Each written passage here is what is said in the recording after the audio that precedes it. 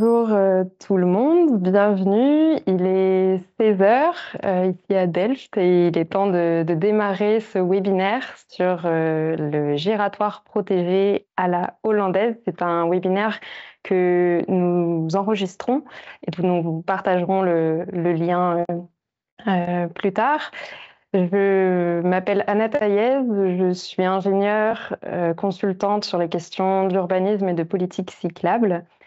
Et aujourd'hui, en compagnie de mon collègue Brett, nous travaillons tous les deux pour Movicon, un bureau d'études néerlandais. Nous co-organisons ce webinaire avec la structure Urbanisme et Mobilité et son gérant fondateur Benoît Gazulé, qui nous rejoint depuis Marsac-sur-Tarn, à côté d'Albi, dans le sud-ouest. Salut Benoît. Et donc, en attendant... J'allume mon micro, pardon. Ouais, c'est bien, on t'entend. Super. En attendant que les derniers participants nous rejoignent, je vais donc faire un petit point pratique sur ce dont nous allons parler aujourd'hui. Le programme, on va revenir sur l'histoire du carrefour giratoire en France et le désajustement technique qu'il pose aujourd'hui. Brett nous présentera le concept de charge mentale, qui est un concept, je pense, en France qu'on n'a pas l'habitude d'appliquer au domaine des mobilités. Et puis enfin, je conclurai la présentation par les principes d'aménagement de ce fameux carrefour giratoire à la hollandaise. Notez bien que dans ce webinaire, on a une petite heure ensemble. On n'a pas du tout vocation à couvrir l'ensemble des sujets. On ne pourra techniquement tout simplement pas le faire, mais on espère vous donner en tout cas des pistes de réflexion intéressantes. Enfin, dernier point pratique, on a découpé ce webinaire en deux temps. On aura une première partie liée à nos présentations.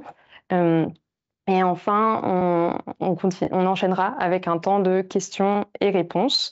Les micros ont été coupés pour tout le monde pour éviter les interruptions intempestives, mais n'hésitez pas d'ores et déjà à partager. Voilà, vous pouvez vous présenter via le chat. Et puis pour ce qui concerne les questions, il y a un onglet dédié dans votre barre en haut, et on sera ravis d'en discuter après les présentations.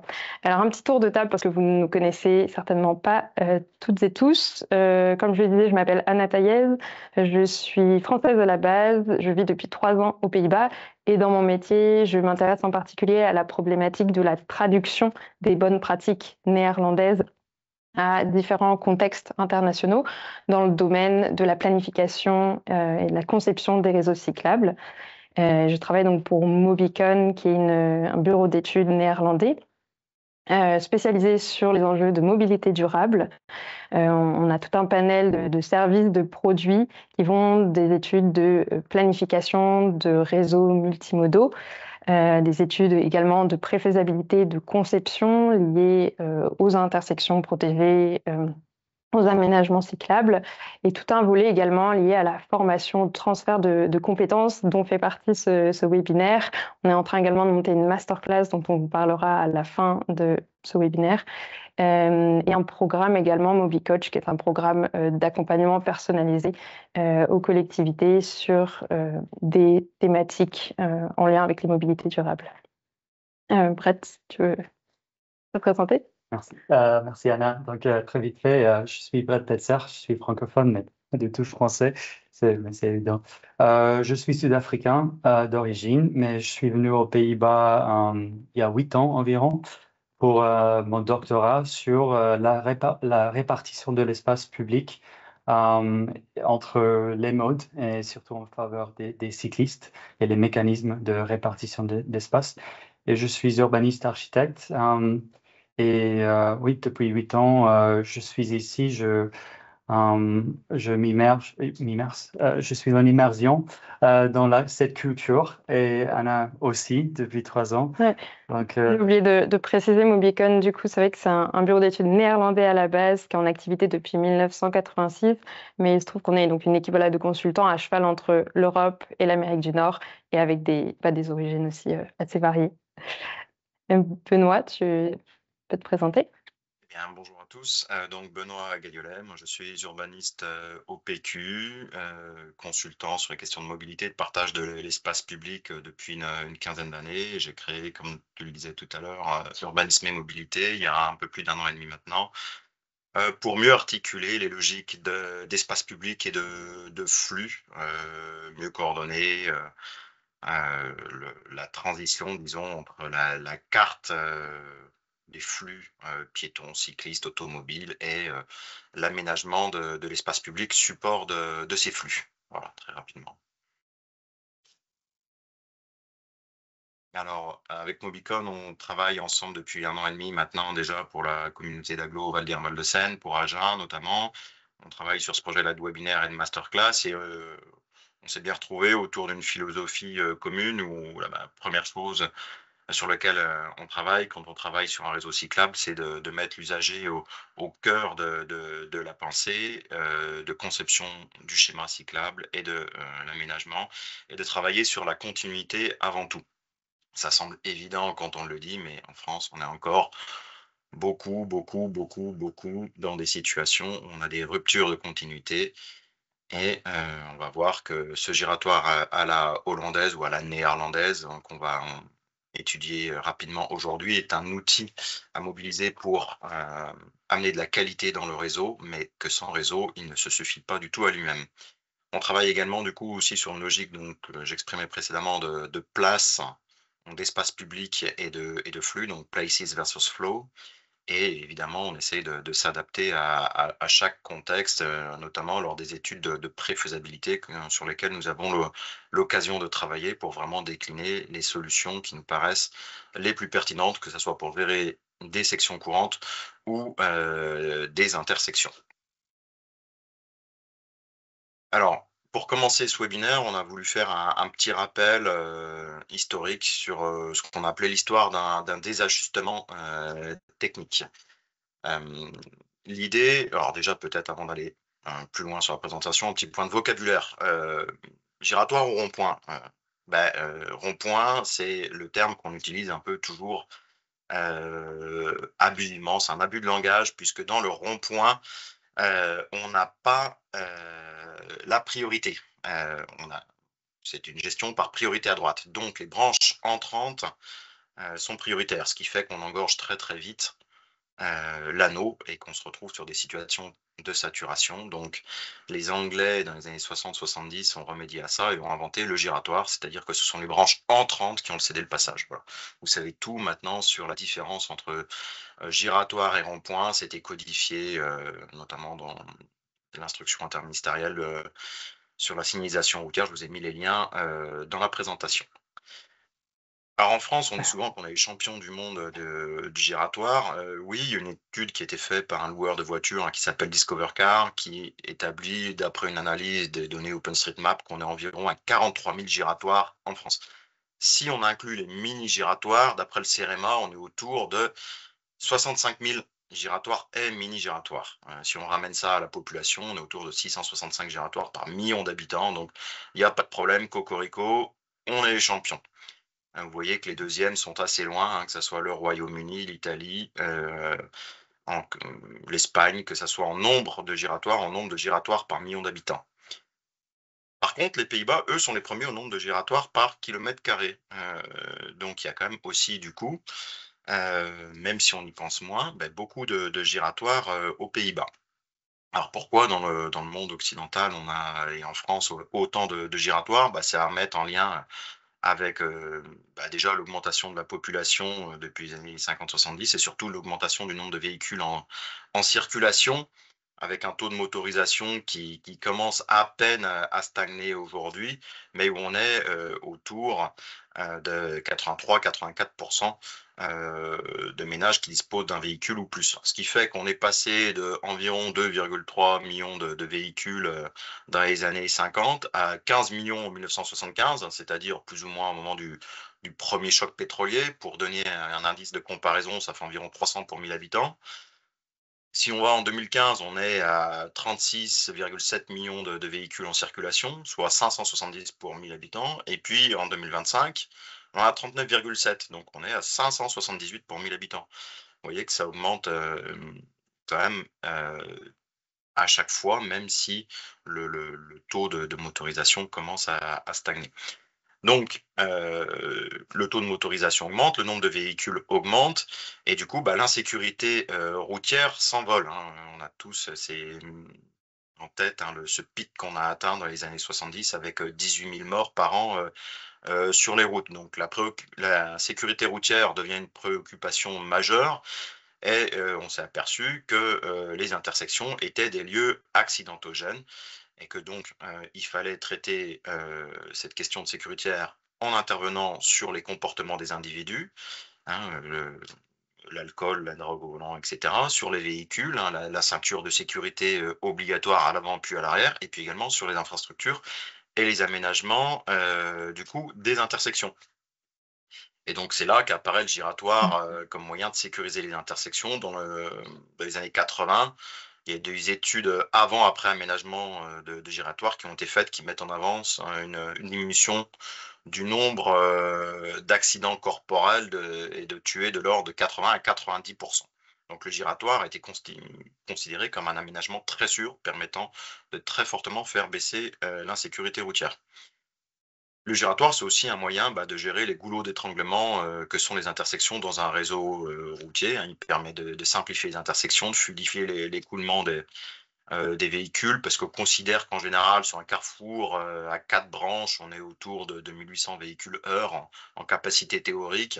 Et sur un giratoire, on peut monter à 2000, 2200 véhicules heure. Donc, on augmente un petit peu, dans des conditions optimales, le nombre de véhicules qu'on écoule sur un giratoire. Et enfin, ça permet de gérer des accès, hein, tout ce qui a été construit quand même depuis les années 60, 70, les zones d'activité, les zones commerciales, etc.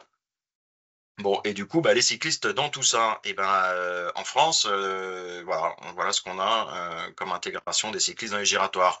C'est-à-dire que pas grand-chose, hein. Dans les années 70, on a commencé à avoir une première politique cyclable, parcellaire, morcelée, sans planification d'ensemble. Il a fallu attendre 2018 pour le premier plan vélo national avec des financements. Et puis depuis l'année dernière, il y a une forte baisse de ces crédits, un avenir très incertain. Et en parallèle, on a continué à construire toujours plus de giratoires sans prendre en considération les cyclistes, voire les piétons, et une conception d'infrastructures cyclables qui encore aujourd'hui pose problème et qui crée des discontinuités dans les réseaux. Alors qu'aux Pays-Bas, on est arrivé sur une prise de conscience dans les années 70 de la nécessité de développer l'usage de vélo, hein, pour plusieurs facteurs, l'insécurité routière, le choc pétrolier, enfin, pas revenir dessus. Et on a mis en place des politiques publiques très ambitieuses avec des aménagements adaptés à tous les modes de déplacement, pas uniquement à la voiture. Et on a pensé la continuité du réseau comme premier élément de construction d'un réseau cyclable. Et c'est là que le giratoire à la hollandaise ou la néerlandaise est apparu pour traiter certains points durs. Et donc c'est là où on voit qu'au final, ce giratoire à la hollandaise qu'on va étudier aujourd'hui, il apparaît comme une solution à intégrer dans un réseau. Je sais que j'insiste dessus, peut-être sur la page suivante, s'il te plaît, Anna. Voilà, quand on construit un réseau, c'est les critères un peu qui ont été édictés par le CRO, donc l'équivalent du CEREMA aux Pays-Bas, donc la continuité, la directivité, la cohérence, la sécurité et le confort. Le giratoire sécurisé à la hollandaise vient répondre à ces enjeux. Et donc, il s'inscrit dans une réflexion, on part systématiquement du besoin de l'usager, on s'adapte au contexte, pardon. Et c'est une solution technique parmi d'autres, hein. Il y a d'autres façons de gérer des intersections. Ce qui est important de retenir, c'est vraiment qu'il s'inscrit dans un réseau et que c'est pas un outil magique. C'est pas parce qu'on fait un super giratoire à la hollandaise que demain la part modale vélo va fortement augmenter sur votre territoire. Voilà pour cette introduction très, très rapide sur l'histoire des giratoires. Merci beaucoup, Benoît. Est-ce que tout le monde, vous m'entendez bien? Super.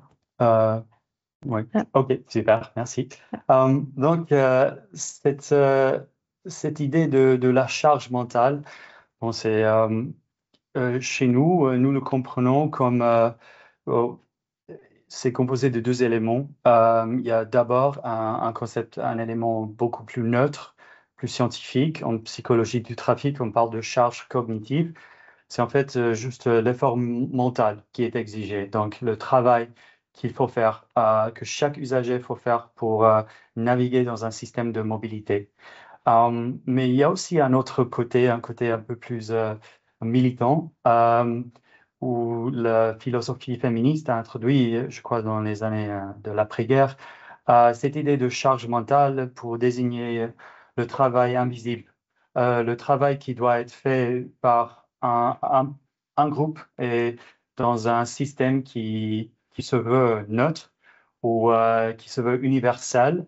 Donc, où il y a du travail spécial à faire par un groupe particulier. Un sorte de... ah oui. Euh, il y a ces deux côtés de la charge mentale. Euh, et puis, il y a des actions à faire ou des stimuli auxquels les usagers sont confrontés, bien sûr, dans le champ visuel, mais aussi auditif, surtout pour les cyclistes et les piétons. Et puis, il y a aussi la sensation physique, la proprioception, la conscience de son corps dans l'espace, et surtout pour les cyclistes quand ils sont leur propre moteur. Ce côté physique est très important. Euh, euh, Là, on a pris un boulevard à Paris pour essayer d'évoquer un peu tous les quelques éléments, euh, quelques apports d'informations qui peuvent exister dans le champ visuel d'un cycliste, surtout en contexte urbain. C'est peut-être, c'est à étudier plus tard. On va vous envoyer bien sûr la présentation. Mais le point pour moi, ce qui est important, est qu'il y a il y a trop d'informations. Il y a beaucoup de choses, beaucoup d'informations à absorber et il y a beaucoup de décisions à prendre simultanément. Et surtout pour un cycliste, le fait de devoir s'arrêter pour décider, et parfois, ça augmente la charge mentale, ça augmente le risque. Et je veux aussi, c'est important, je tiens à dire que, bien sûr que tous les usagers sont confrontés à la charge mentale, tous les usagers de la rue, mais les risques ne sont pas les mêmes pour tous les usagers. Donc, je- j'ai trouvé une vidéo et juste avant de passer à la vidéo, je veux dire que un deuxième principe très important est que la charge mentale ou notre capacité à engranger, à supporter cette charge mentale peut être saturée. Et donc, une fois sa capacité a été atteinte, saturée, là, on commence à faire des erreurs. Et les erreurs sont pas tout. Les conséquences des erreurs peuvent être beaucoup plus significatives pour les cyclistes, par exemple.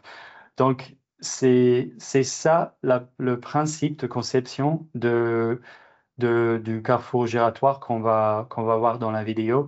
C'est une tentative de rééquilibrer cette charge mentale euh, pour rééquilibrer entre les groupes d'usagers.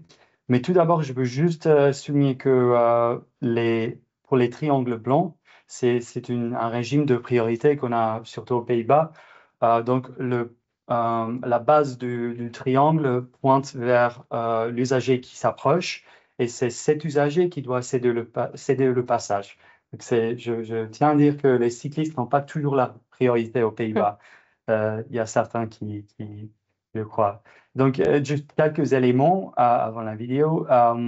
Je veux peut-être évoquer ces zones d'attente qui permet de distinguer, de séparer ces décisions. Parfois, euh, quand on entre dans une intersection classique, on est confronté à plusieurs décisions à prendre simultanément. Mais ici, ils sont écartés dans l'espace et donc aussi dans le temps.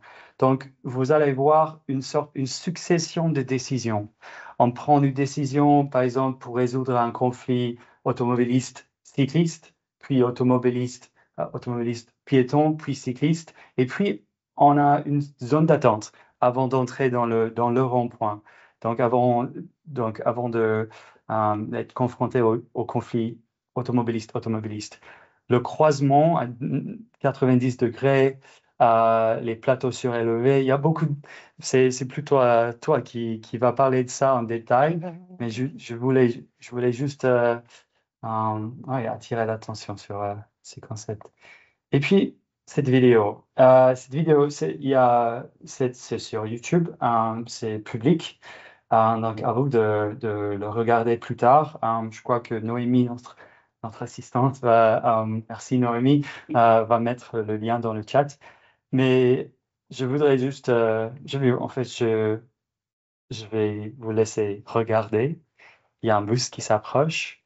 Le bus cède le passage un flou de cyclistes. Ils négocient un peu entre eux. Il y a une sorte de négociation implicite. Puis, il y a une zone tampon où l'autobus peut. Tu m'as appris ce mot. Oui, dessus, le tablier. Le tablier, ouais, au centre. Et puis, il y a beaucoup de conflits possibles. Mais ces zones d'attente, cette succession de décisions et non pas une intersection où on doit faire tout faire parfaitement à chaque fois en tant que cycliste, c'est la conception pardonnante. C'est un autre mot que tu m'as appris. Ouais. Et ce que je trouve fascinant aussi, c'est le balai en fait là des différents usagers auxquels on assiste. La première fois que j'avais vu cette vidéo, je l'avais trouvé assez hypnotique. Et c'est vraiment cette idée d'écoulement en continu des flux qui est propre au carrefour giratoire, qui est assez magique. Oui, tout à fait. Il y a beaucoup d'erreurs. Il y a beaucoup de fautes commises par des usagers, mais il n'y a pas de conséquences graves. Tout le monde a le droit de faire des erreurs. Et surtout les piétons et les cyclistes, pour eux, ce sont pas des erreurs importantes. Donc, la conception pardonnante est très visible et comme c'est paisible. Paisible aussi. Mais bon, donc, c'était la charge mentale et on peut passer au principe d'aménagement qui anime un peu ce carrefour giratoire. Et tu vas aussi expliquer, je crois, Anna, quels sont les principes vraiment importants pour permettre aux participants de distinguer un peu entre l'apparence et les principes qui comptent. Qui sous-tendent. Oui, exactement. Ce que je distinguais en appelant, on va parler des principes et puis aussi des éléments de géométrie qui sont plus à l'aspect matériel, visuel. Donc sur cette partie des principes d'aménagement, sur le carrefour giratoire à la hollandaise ou à la néerlandaise, pour préciser, la Hollande, c'est donc juste une province des Pays-Bas. Pour être tout à fait correct, on devrait donc dire la néerlandaise, mais par souci de simplicité, on va s'en tenir à la version hollandaise. Ouais, ça a l'air délicieux, vraiment. Donc, avant de rentrer dans le vif du sujet, j'aimerais revenir sur un point qui n'est pas toujours connu en fait quand on sort des Pays-Bas. C'est le fait que les Pays-Bas, avant d'être un pays avec un des systèmes vélo parmi les plus développés au monde, c'est un pays qui compte l'un des systèmes de mobilité, les routes, parmi les plus sûrs d'Europe et du monde. Ça vient pas de nulle part. Ça, c'est en fait dû à un cadre conceptuel qui a été développé au début des années 1990, un nouveau paradigme de sécurité routière qui s'appelle le Sustainable Safety, en néerlandais c'est Duurzaam Veilig Verkeer, qu'on peut traduire littéralement en français par le transport durablement sûr, et qui prend dans d'autres pays, d'ailleurs en Scandinavie, en Amérique du Nord, le nom plus de Vision Zero. Cette fois-ci, le but de ce paradigme, c'est d'arriver à terme à 0 mort, 0 décès sur les routes liés aux accidents de la route. Et on a on prend comme postulat de base que l'erreur est humaine et que les usagers en déplacement, on ne pourra pas prévenir le fait qu'ils feront inévitablement à un moment ou à un autre des erreurs. Donc la philosophie derrière Sustainable Safety, c'est vraiment comment rendre le réseau routier fondamentalement sûr, le plus sûr possible, non pas en blâmant les usagers, les individus, mais vraiment par la conception de l'environnement, des règles, des véhicules, créer donc un système où les erreurs humaines ne vont pas entraîner de conséquences graves. Et donc il y a trois principes derrière pour créer ce système sûr. Pour y parvenir, on va chercher avant tout à éliminer les situations les plus dangereuses. On va empêcher qu'elles se produisent tout simplement. Là où il reste des points de conflit, par exemple aux intersections, en traversant, on va vraiment essayer de réduire le plus possible l'exposition au risque des usagers. Et enfin, on va chercher à atténuer au plus possible les erreurs, les conséquences en tout cas des erreurs des collisions si elles se produisent de même. Et donc l'un des les exigences de sustainable safety par rapport aux infrastructures notamment, c'est cette exigence d'homogénéité. Et là-dedans, en matière de sécurité routière, de conception d'intersection, la vitesse vient vraiment jouer un rôle clé, puisque la vitesse, ça rentre en jeu en fait dans la formule d'énergie cinétique qui définit qui est propre au corps en mouvement dans l'espace. Et en plus, cette vitesse va être élevée, plus notre énergie cinétique va l'être aussi. Et donc, plus le degré de dommage, les conséquences d'une collision vont l'être aussi. Ce qu'on voit sur le graphe ici, c'est que la probabilité de décès pour un cycliste ou un piéton qui rentre en collision avec une voiture est exponentielle à 50 km à l'heure par rapport à 30 km à l'heure. Et donc, ça va vraiment être essentiel au niveau des intersections, des traversées, de travailler sur cette vitesse, d'arriver à la ralentir le plus possible, parce que c'est là où quelques kilomètres de différence, même si ça ne paraît pas beaucoup, bien vont faire la différence entre la vie ou la mort. Une autre exigence, toujours propre à Sustainable Safety, c'est donc l'exigence de fonctionnalité. Ici vient l'idée de hiérarchie du réseau. Si vous vous promenez aux Pays-Bas, vous reconnaîtrez assez rapidement, parce qu'on voit toujours le même type de rue apparaître. Elles ont chacune un design, une forme associée.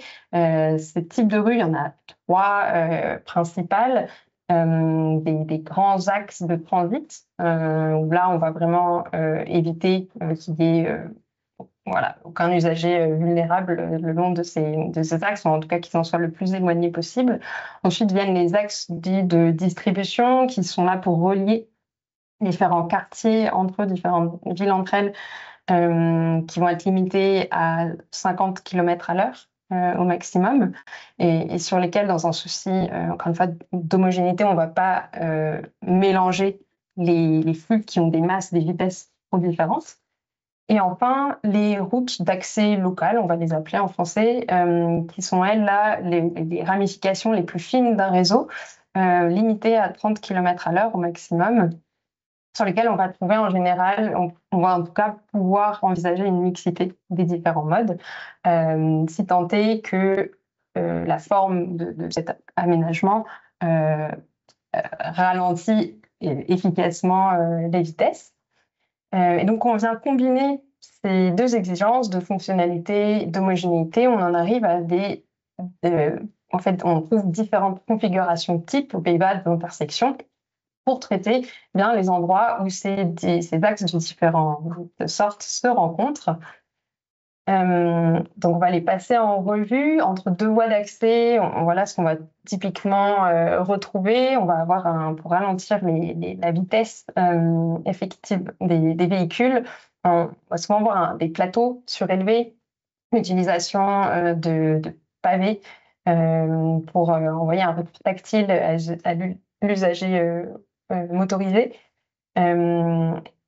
Également permettre une meilleure visibilité des piétons qui traversent, des cyclistes. Et bien sûr, très important, la forme des rayons de gyration qui va être la plus restreinte possible pour forcer la trajectoire, forcer les usagers à tourner leur volant au volant de leur voiture et donc à ralentir. Entre une voie d'accès locale et de distribution, on trouve l'élégante solution du trottoir traversant qui est très très développée aux Pays-Bas, où là on est dans cette logique, on inverse la logique traditionnelle de un trottoir qui s'interrompt là où une rue, un axe de voie locale commence, et on a plutôt ici la logique du trottoir qui vient traverser la route, qui est surélevé, qui donne une meilleure visibilité et qui, par la rampe, le léger dénivelé qu'il y a, vient également influencer sur les vitesses pratiquées. Et enfin, entre les deux voies de distribution, là, on a deux choix assez classiques. On va avoir soit l'option de l'intersection à feu, soit, c'est là qu'entre en scène notre fameux carrefour gératoire, puisqu'il est très bien adapté, il est préconisé entre donc, deux voies de distribution essentiellement, et selon les cas, là aussi on peut y adjoindre, y connecter des voies d'accès locales. C'est possible, mais dans l'idée on va quand même vouloir des axes qui vont avoir plus ou moins les mêmes charges de trafic pour un équilibre global. Alors pourquoi, vous me direz, on va aux Pays-Bas en tout cas, on va systématiquement préférer le giratoire à l'intersection à feu quand c'est possible. Pour une première raison déjà que le rond-point, le carrefour giratoire, c'est assez magique, il rend les choses plus simples. Ce qu'on voit, c'est que par sa forme déjà, il va venir diminuer naturellement le nombre de points de conflit potentiels sur un rond-point. Et par ailleurs, on n'a pas de conflits frontaux de type frontal qui vont être possibles, mais uniquement des conflits de type latéraux. Et encore, ce ne sera pas des conflits de type latéraux critiques, au sens où on ne va pas avoir des conflits de type en T. Donc les angles d'impact vont être moindres, et donc ça va avoir des conséquences moindres aussi dans les collisions, le résultat des collisions. Mais par ailleurs, si on en revient à cet élément de la vitesse comme facteur clé, ici on a une intersection à feu de type classique et on voit très bien comment, si le feu est vert, eh bien, un usager motorisé peut très facilement, il n'y a aucun obstacle physique qui vient l'empêcher en fait, d'accélérer. Et donc potentiellement être à vitesse maximale au moment de la traversée avec un cycliste ou un piéton. Normalement, les feux sont censés régir les phases de chaque usager, mais on sait très bien qu'en réalité, voilà, l'erreur est humaine. Une personne qui traverse plus lentement qu'une autre, qui n'a pas fait attention, on ne pourra pas prévenir complètement la collision. Alors que le rond-point, par sa forme même, vient, encore une fois, la forcer l'usager à tourner son volant et donc à ralentir. Est-ce que ça marche? Oui, Benoît l'a mentionné tout à l'heure, et c'est d'autres chiffres, mais qui nous montrent bien que les ronds-points ont été, et là il y a plein d'études qui vont dans ce sens-là, ils sont plus sûrs en moyenne que les intersections, qu'elles soient donc simplement de type stop, c'est la ligne orange au milieu du graphe, ou de type carrefour à feu, la ligne rouge. On a un net gain de sécurité routière. Donc ça, c'était pour la sécurité. Par rapport à l'enjeu d'écoulement des flux, ce qui est souvent même une crainte, si on remplace une intersection à feu par un carrefour giratoire, est-ce que je pourrais toujours faire passer autant de véhicules? Les estimations du CRO aux Pays-Bas mentionne la capacité d'un giratoire à une voie centrale de circulation. On peut aller jusqu'à 25 000 véhicules par jour et jusqu'à 1500 véhicules aux heures critiques, aux heures de pointe. On parle ici du total, donc la somme de toutes les branches. Et comme je le disais, on vient ici chercher autant que possible un équilibre des charges de trafic sur l'ensemble des branches, au risque sinon bien de voir cette capacité réduite de 10%. En général, on donne comme chiffre. Il existe d'autres formes. Ça, c'est la diapo suivante. Oui, il existe en fait différentes formes aussi de giratoire. Là, pour l'instant, on a vraiment cette image d'Épinal du giratoire à la hollandaise. On va avoir donc une voie motorisée centrale, le ring cyclable parfaitement rond. Mais même aux Pays-Bas, en fait, on voit qu'il y a une diversité, une certaine même des fois homogénéité dans la mise en œuvre. Donc, par exemple, ce gératoire type, il va être plutôt déployé dans les zones urbaines, tandis qu'en dehors des zones urbaines, on va être sur une forme plutôt avec on va plus avoir d'anneau cyclable, mais plutôt une piste de forme convexe. Dans les centres-villes, au sein des quartiers, là où les vitesses vont être très très faibles, on va même pouvoir aller sur un type qui est en train de se développer maintenant, qu'on va de plus en plus, c'est les micro-gératoires, où là il va pas forcément y avoir, enfin l'îlot central va lui être franchissable. Par condition, on va être sur une capacité maximale de 6000 véhicules par, par jour environ. Et puis, on a aussi toute une ribambelle d'autres gératoires qu'on peut voir ici, avec la combinaison possible avec des transports en commun, des lignes de transport dédiées, de bus ou de tram. Le giratoire turbo, là, on est sur quelque chose de beaucoup plus massif, qui va avoir une capacité aussi beaucoup plus importante, mais qui va pas être recommandé en zone urbaine, typiquement pour les désavantages qu'il amène vis-à-vis des modes actifs. Et puis des gyratoires avec des traversées dénivelées sous forme, ici on a le Hovenring de Eindhoven, sous forme d'une passerelle. Sur la droite ici du turbo, vous pouvez aussi voir un tunnel. Voilà, c'est pas l'objet là du webinaire d'aujourd'hui, mais c'était pour que vous ayez en tête qu'il y a, quand on parle du gératoire à la hollandaise, en fait, il y a toute une diversité qui vient se cacher derrière. Donc, j'en viens à mes fameux principes et éléments de conception. Ce qui est important dans le carrefour gératoire à la hollandaise et qui est vraiment clé, c'est ce dessin. On vient ici différencier un dessin de type plutôt radial ou tangentiel. Ce que j'entends par là, c'est quelle forme doivent prendre les axes d'approche, les axes d'entrée. Ce qui est recommandé aux Pays-Bas, c'est donc une approche, comme le disait Brett, à 90 degrés au plus possible pour réduire les vitesses et donner une meilleure visibilité aux véhicules entrants et sortants sur les piétons et les cyclistes qui pourraient traverser.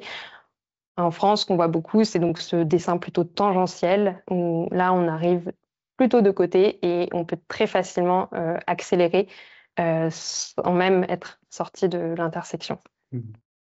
La piste cyclable unidirectionnelle, c'est un élément clé. Elle permet donc cette continuité des déplacements cyclistes. Elle est souvent symbolisée aux Pays-Bas par un asphalte continu rouge.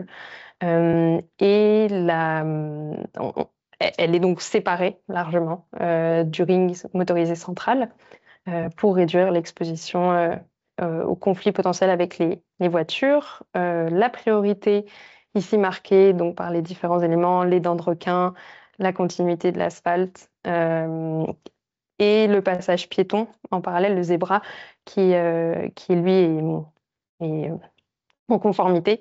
On a souvent la priorité aux piétons et aux cyclistes, qui indique même, qui rend plus lisible le carrefour, parce que pour les véhicules entrants, ils vont tout de suite comprendre si les piétons ont la priorité, les cyclistes ont logiquement aussi. C'est intéressant quand même que c'est vraiment un cercle parfait pour que l'angle de giration est toujours exactement constant. Ouais. Donc, ça rend l'approche des cyclistes beaucoup plus prévisible. Dans un ellipse ou d'autres formes, parfois on peut avoir l'impression que le cycliste peut avoir l'air d'accélérer vu d'un certain point, et cette possibilité est réduite avec ce cercle. Oui, tout à fait. Un angle de giration constant. Et l'approche à 90 degrés, bien sûr, autant que possible. Exactement, et dans cette logique aussi de prévisibilité des trajectoires et de meilleure co-visibilité, on a donc ces sas d'attente, de céder le passage et les îlots de coin qui donc vont venir ici permettre aux automobilistes de se stationner sans gêner l'écoulement du flux sur l'anneau central, tout en ayant donc une bonne visibilité sur les cyclistes. Pour prédire également les trajectoires, ça c'est un détail pas forcément facile à repérer dans un premier temps, mais c'est sur la voie donc, de sortie pour les véhicules motorisés. On a une distance qui doit être la plus large possible entre cette voie et le point où les cyclistes vont choisir de continuer ou bien de quitter l'intersection.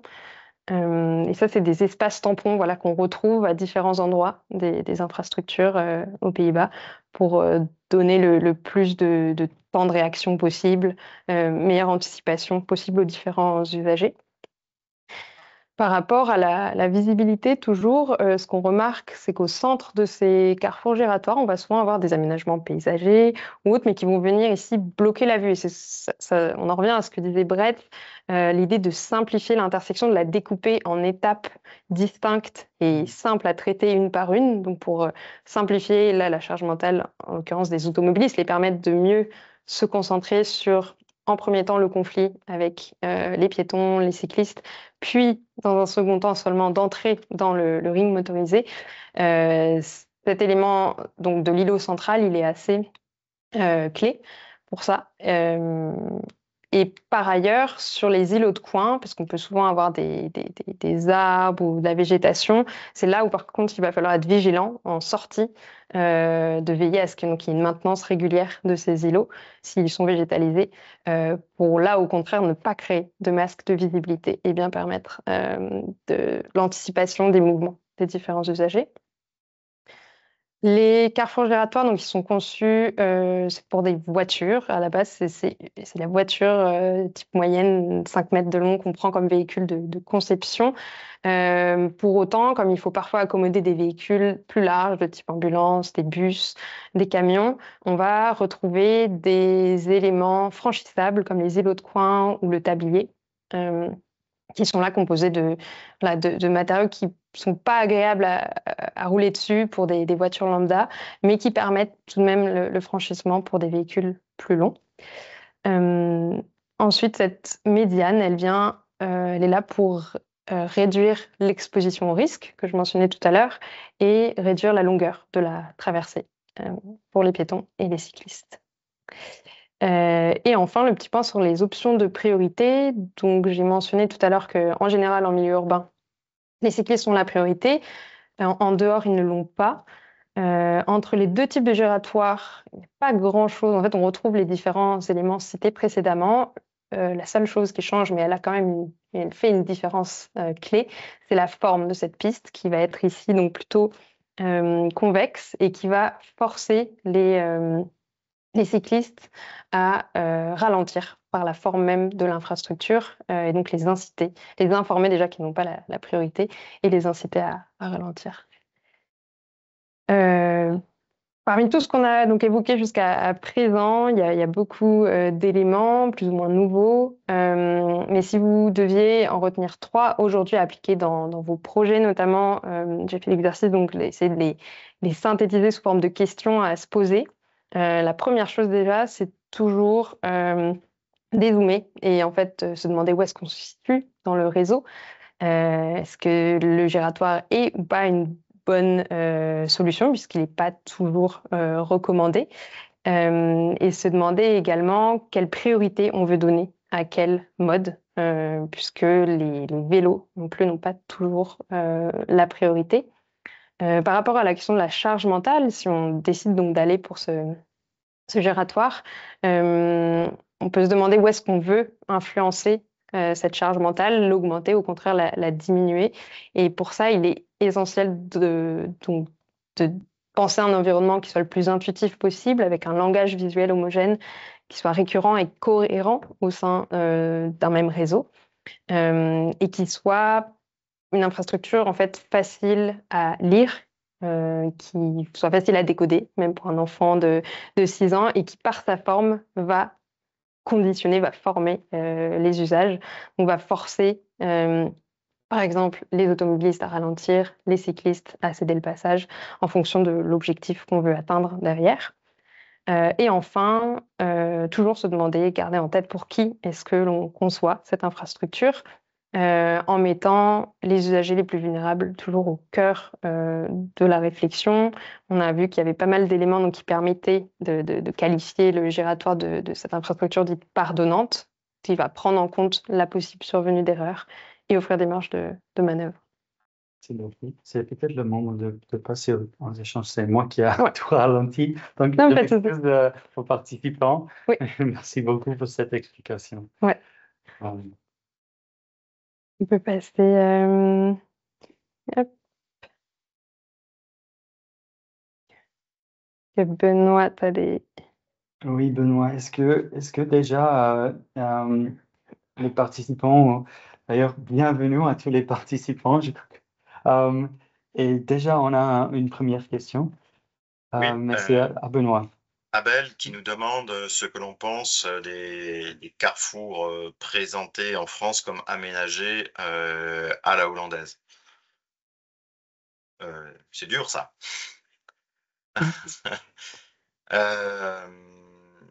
Il y a eu quelques communications sur des carrefours qui ont été aménagés à la hollandaise en France. Il y en a eu un récemment au Havre, plus récemment à Bure-sur-Yvette. Dans les Yvelines, ça reste des aménagements qui sont très récents. Moi, personnellement, je ne les ai pas pratiqués, donc c'est difficile pour moi d'en parler. On a des exemples, Ouais, tout à peut-être. fait. Si- Ce carrefour Pompadour qui avait été mentionné, il me semble, sur un des posts LinkedIn, qui a été transformé, donc pérennisé à partir d'aménagements temporaires sous forme de balises et puis devenu transformé en aménagement plus dur. Et ce qu'on voit à première vue, pareil, je n'y ai pas été, je ne sais pas quelle est la sécurité subjective ressentie quand on le pratique. Mais ce qu'on peut voir déjà, c'est peut-être le manque de lisibilité de qui a la priorité. Donc on a des pictogrammes vélos, mais peut-être qu'il y a quand même cette ambiguïté qui est laissée entre les automobilistes ou les cyclistes qui est censé passer. D'autant que c'est un nœud vraiment névralgique du réseau avec une énorme charge de trafic aux heures de pointe. Donc on peut supposer, voilà, les automobilistes peuvent parfois perdre un peu aussi patience.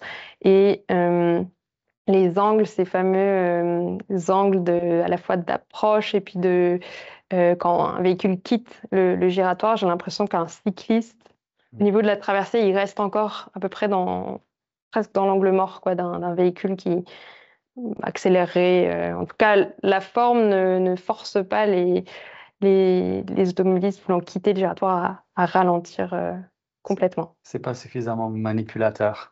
C'est ça.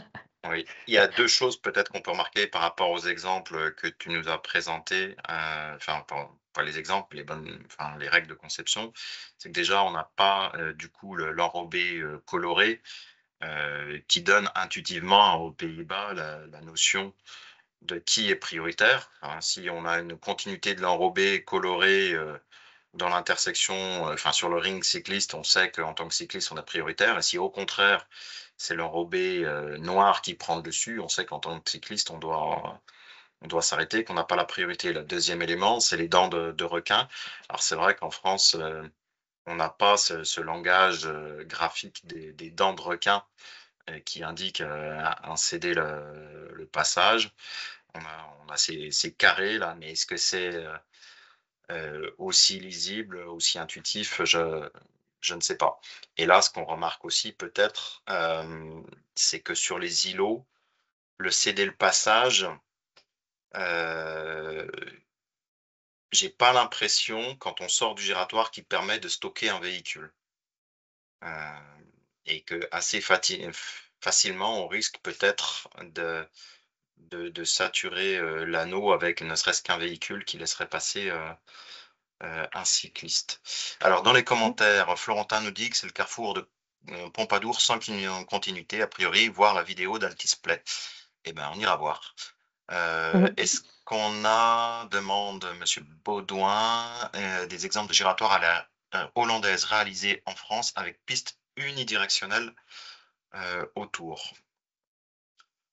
Là, comme ça. Au sens où c'est pas très grand. Unidirectionnel, c'est ça, tu dis? Ouais.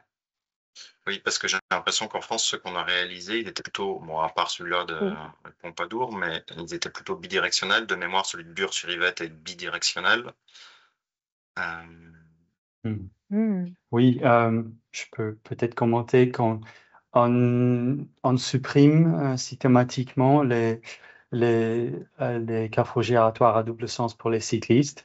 Il en reste quelques exemples là où, pour l'instant, on l'a jugé essentiel, mais j'ai vu systématiquement la suppression de ce double sens avec le temps. Parfois, juste à titre, je crois que pour l'instant, c'est un format temporaire, c'est une solution temporaire. Ouais, parce qu'aux Pays-Bas, en tout cas, les chiffres montrent que la version bidirectionnelle est moins sûre pour les cyclistes. Et du coup, parfois, on peut avoir des formes hybrides. On va avoir une partie de l'anneau qui va être unidirectionnelle, l'autre ne l'est pas, mais c'est pas recommandé. Pareil pour la simple lisibilité du carrefour.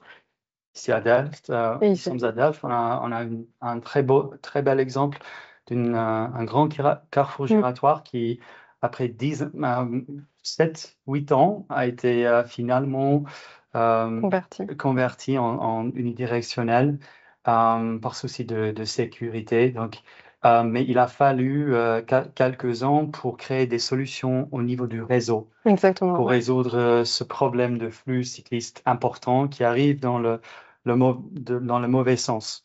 Donc, oui, c'était moins dangereux que d'autres possibilités, mais c'est pas du tout idéal.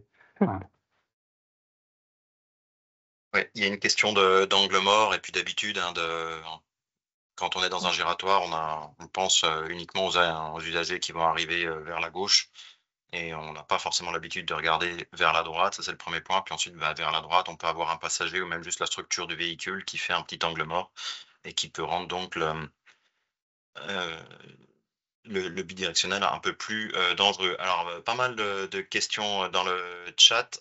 Johan nous demande, est-ce qu'on pense qu'il s'agit d'un modèle viable en France? Je me lance là-dessus, vous pouvez peut-être compléter. Oui, c'est un modèle viable, c'est un modèle sécurisé d'une gestion d'intersection, mais surtout c'est viable, encore une fois, s'il est inséré dans un réseau.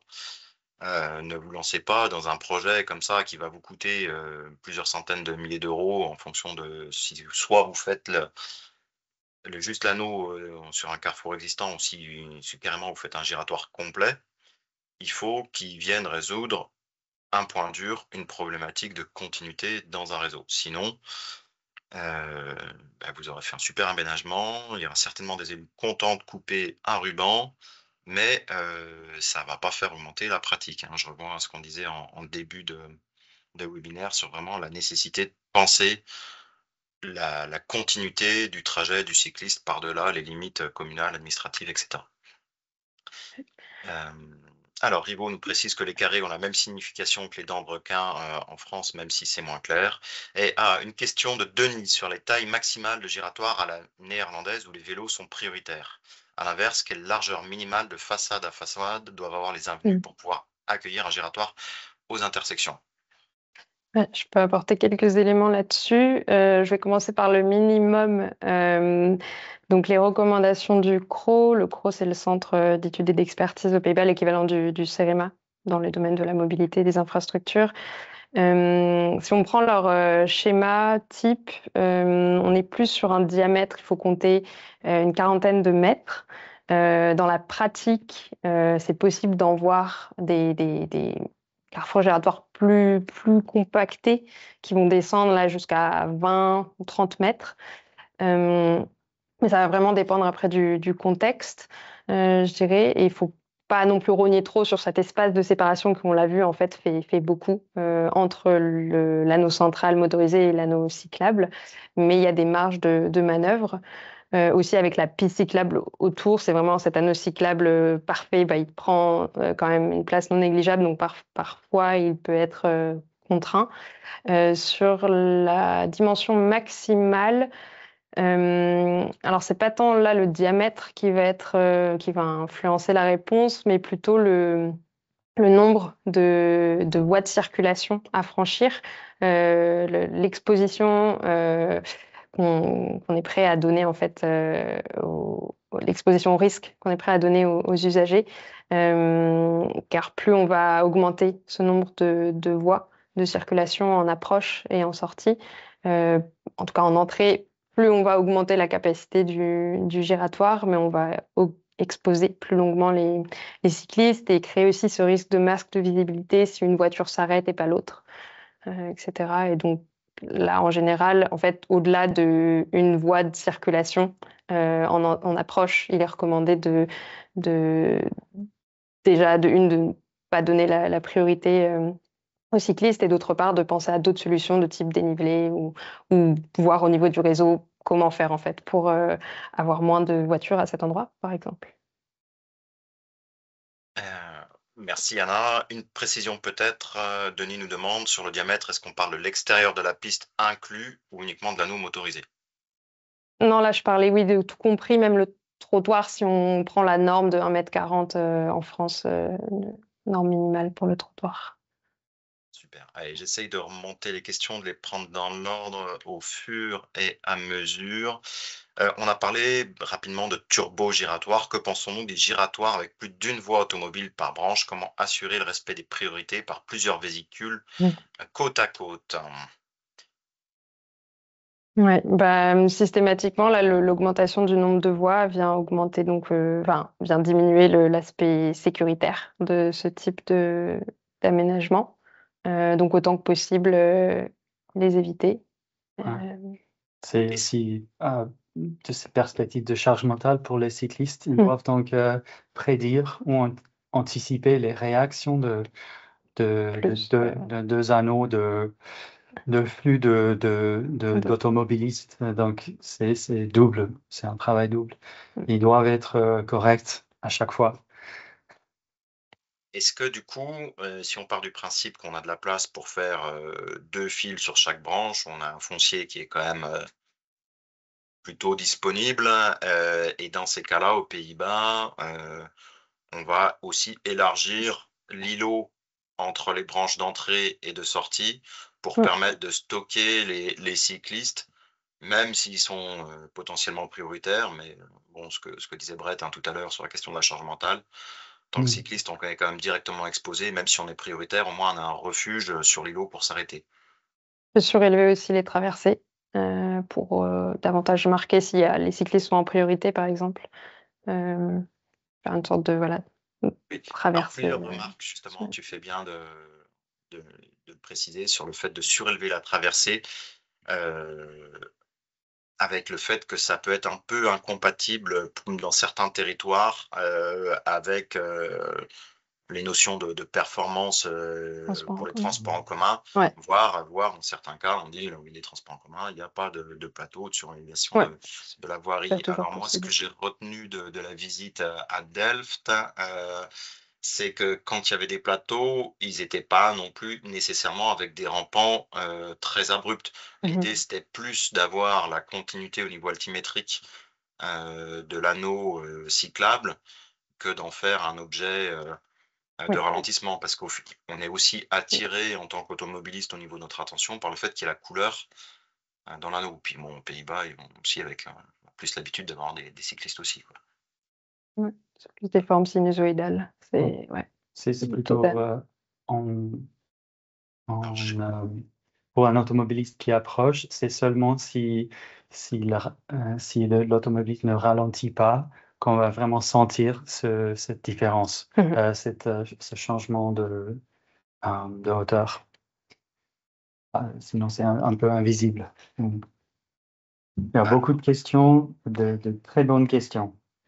Jérôme nous dit que l'ajout de plateau est très efficace, comme le montre le giratoire des Gailleuls à Rennes. Un très bon exemple français bidirectionnel. Est-il faisable d'avoir un giratoire à la néerlandaise avec plusieurs voies de sortie? Du coup, j'imagine que c'est la même chose si on a plusieurs voies en entrée et plusieurs voies en sortie.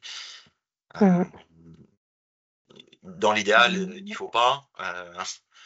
Et puis, s'il n'y a pas le choix, ça reste faisable. Enfin, en soi, si j'ai bien compris ce que vous expliquiez, Anna et Brett, il faut Vaut mieux limiter au prévenir maximum les la charge usagers. mentale pour l'usager. Et donc, de ce point de vue-là, voilà, limiter la prise d'information, notamment la prise d'information angoissante, avoir un design qui soit le plus intuitif possible.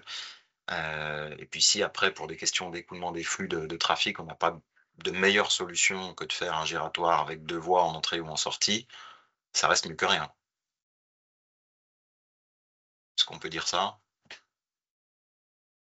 Ouais, non, a priori, ouais, c'est ça. Il vaut mieux prévenir, je pense que c'est la même question qui se pose avec les pistes bidirectionnelles. C'est pas idéal, mais il vaut mieux prévenir les usagers que de les laisser juste. Donc avec des signes, avec là, on va. D'habitude, c'est évité dans la planification néerlandaise, mais on va user de panneaux ou de marquage au sol pour renforcer l'attention sur ces zones dangereuses si on n'a pas pu les éviter. Alors, 2 remarques de Rivaud qui nous dit: «Pas l'impression que les Néerlandais ont arrêté de faire des bidirectionnels. On en trouve encore beaucoup, y compris des récents.» Et seconde remarque, pas tout à fait d'accord sur le fait de ne pas s'engager dans un giratoire néerlandais sans réseau préalable. Ça a quand même toujours une plus-value de sécuriser les carrefours, même quand la section courante n'est pas prête. Il y a tout un public qui est peut-être déjà prêt dans la section courante, mais qui a trop peur des giratoires non cyclables. Oui, ça, de ce point de vue-là, Ouais. effectivement. Après, ce qu'expliquait Anna précédemment, c'est que ce genre de giratoire, on va quand même plutôt les mettre sur des voies,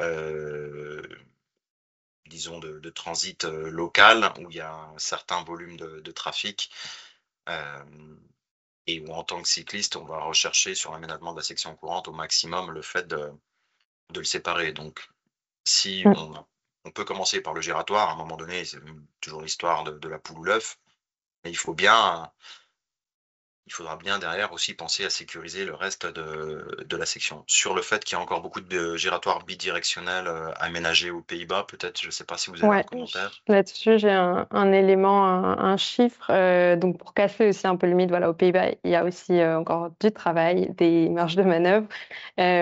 Aujourd'hui, c'est seulement 45% des carrefours giratoires avec une piste cyclable, donc séparée, qui sont complètement unidirectionnels. Donc, on voit que dans la majorité des cas, il y a quand même en fait, beaucoup de soit la totalité de l'anneau ou soit une partie qui va être bidirectionnelle, et c'est un enjeu en fait d'arriver à les supprimer ou les convertir, au fil du temps parce qu'on voit que c'est donc, une option moins sûre.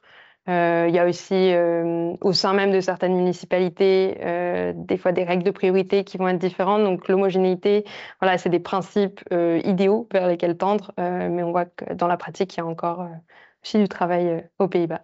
Et à mentionner le CRO, donc cet institut d'études et d'expertise a prévu cette année même, est en train de réaliser, démarrer une étude sur la sécurité routière pour les cyclistes et les piétons dans les carrefours giratoires aux Pays-Bas. Et donc ça devrait apporter, voilà, dans les années qui viennent, des données beaucoup plus récentes, plus exhaustives sur ces objets qui restent pour l'instant difficiles à comparer. L'année prochaine, on va prendre 2 heures pour le prochain webinaire. Ellie nous demande peut-être, encore une ou deux questions, comment gérer l'attente des véhicules motorisés lorsqu'ils sont nombreux sur l'anneau? La zone tampon semble convenir pour un seul véhicule. Oui, c'est exactement c'est ça qui compte. Comment je peux expliquer? Ouais, elle est dimensionnée pour un seul véhicule, avec dans l'idée que d'autres vont tourner autour, ce qu'on voyait d'ailleurs dans la vidéo. Et Et d'où l'intérêt d'avoir cet équilibre de flux à peu près sur toutes les branches, au risque de se retrouver sinon un flux qui domine l'autre et des problèmes de congestion malgré tout. Mais dans l'idée de l'écoulement, sinon continu des flux, c'est Un automobiliste qui veut sortir est confronté à une voiture qui à l'arrêt. Donc, c'est une sorte de pression entre automobilistes. On peut plus facilement tourner autour. Ouais. Donc, ouais. Mais wow, que de bonnes questions. Et je sais qu'on va, il y aura de quoi beaucoup de. On peut réfléchir plus tard, et peut-être, mais ce sont d'excellentes questions. Peut-être pour la deuxième, un autre moment. Est-ce qu'on en prend encore une ou deux avant de conclure? Allez, Clémentine nous demande quels sont les retours des piétons sur ces aménagements. Ouais, une bonne question. Ouais. Ils font pas l'unanimité pour certains groupes.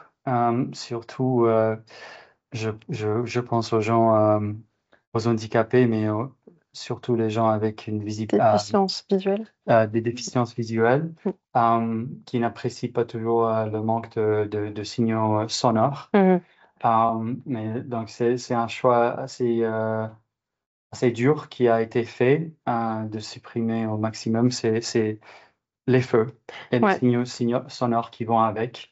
Comme on a globalement une vitesse réduite, on va quand même être pour ces groupes d'usagers, piétons, personnes avec des déficiences visuelles, ça va quand même être un gain de sécurité du point de vue de la sécurité routière. On peut aussi mettre en place les bandes d'interception, bandes podotactiles au niveau des traversées. Et là où c'est aussi intéressant d'avoir cette du coup traversée surélevée, parce que ça va éviter donc un changement de hauteur. Oui, les tunnels, et, surtout les tunnels et les ponts sont aussi parfois utilisés là où il y a, par exemple, un groupe cible, un groupe particulier, comme une institution pour les personnes âgées. J'imagine pas qu'on créera ce genre d'intersection juste devant une institution, un EHPAD. Ouais. Et un dernier élément aussi sur les piétons, comme à des études sur lesquelles j'ai travaillé, de conversion, soit d'intersection existante ou de giratoire existant, en général, dans la configuration qui date traditionnelle, on voit que les traversées piétonnes sont souvent très éloignées en fait du centre de l'intersection, là où ce modèle permet de les rapprocher beaucoup plus. Donc de limiter les détours, de coller plus aux lignes de désir des piétons. Alors, une question d'Hugues qui nous demande le surcoût d'un giratoire cyclable. Donc, l'anneau cyclable du giratoire de Bure sur Yvette, là, que je mentionnais précédemment, a coûté 280 000 €. Globalement, on estime que la transformation d'un giratoire en giratoire à la hollandaise, selon la taille et la complexité, c'est un coût entre 2 et 400 000. Et après, la création d'un giratoire complet avec l'anneau cyclable dès le départ, là, ça dépend vraiment du nombre de voies, de la taille du giratoire, mais bon, on est entre 500 000 et 1 million, voire plus en France en général.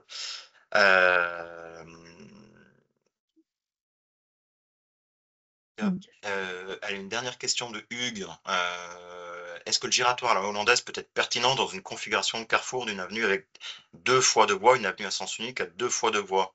Exemple, le carrefour du lycée Jean Villard à Meaux, où des essais ont eu lieu depuis plusieurs années sans trouver de solution, car actuellement la piste cyclable bidirectionnelle traversant le long de l'avenue principale seulement. Alors, attends, la question, c'était... Ah oui, c'était là. Une avenue 2 fois 2 voies, une avenue à sens unique. 2 fois 2 voies aussi. Ouais. Ouais, ça c'est une bonne question. A priori, on recherche quand même l'homogénéité sur ce genre de giratoire, je dirais. Donc, ça me paraît, si on a une voie en sens unique, j'essaie de trouver un exemple pertinent, est-ce que j'ai déjà vu ça? Ça risque de déséquilibrer en fait les flux. Oui, un giratoire avec une sens unique, c'est une conception qui est quand même pas courante, sans même Non. parler d'écoulement de flux cyclistes. J'ai rien qui me vient en tête non plus, ne serait-ce que pour les modes motorisés. Mhm. Ouais. 3 entrées et 2 sorties, nous précise Hugues. C'est sorti, ouais. On va aussi tendre à limiter le nombre de branches à 4 voire 5. Sinon, on risque d'avoir des angles assez particuliers et pas assez sécurisés. C'est une bonne question. Il faudra qu'on regarde ce cas particulier, sachant qu'après, il y a d'autres typologies d'intersections qui sont possibles, comme le kidnapping roundabout. Donc ça, c'est un rond-point qui va avoir une forme. Et là, peut-être que ça, du coup, correspondra plus. On a quand même un îlot central, mais une forme plus en forme de haricot. Et c'est en général adapté pour les situations où on veut favoriser un flux sur des rues adjacentes, mais on va garder quand même cette notion de pas de feu tricolore et d'écoulement continu. Ça pourra peut-être faire l'objet d'un prochain webinaire. C'est une forme assez particulière qui est juste même en train de se développer aux Pays-Bas. Mais ça pourrait peut-être s'appliquer dans ce cas-là. Est-ce que c'est pas un bon moyen de conclure et de dire que on enverra à tous les participants dans les jours à venir la présentation, le lien de la vidéo qui sera donc sur YouTube, et de rappeler que du coup, ce webinaire, pour nous, c'est une introduction à la masterclass qu'on organise les 3 et 4 février prochains pendant 2 jours, qu'on a appelé donc concevoir un système vélo global et cohérent, adapter les bonnes pratiques à chaque contexte, où on va travailler à la fois sur les notions de réseau, de continuité, et puis de travailler aussi sur la question d'infrastructure. Et enfin, parce que l'infrastructure ne fait pas tout, voir comment on peut mettre en place une politique cyclable globale, d'où le titre, qui ne fait pas appel qu'à l'aménagement d'infrastructure. Voilà, si vous avez des questions, n'hésitez pas à m'envoyer un mail. Vous avez le contact ici. Vous avez également un peu plus loin nos contacts regroupés, je pense, à Brett, Anna et moi-même. Et peut-être qu'on peut conclure avec la petite La vidéo? vidéo de Ouais. l'outil développé par Mobicon pour travailler sur les giratoires à la hollandaise. Qui permet Merci beaucoup tout le de monde. se figurer très rapidement comment on peut travailler. Alors, merci pour votre participation. Oups.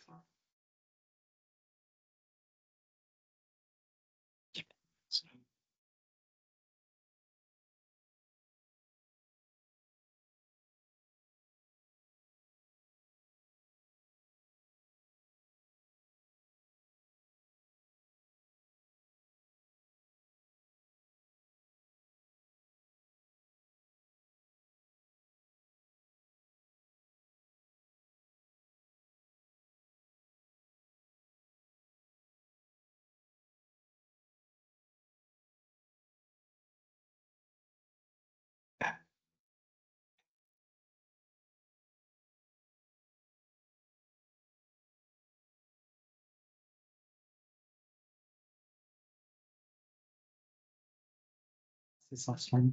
Oups.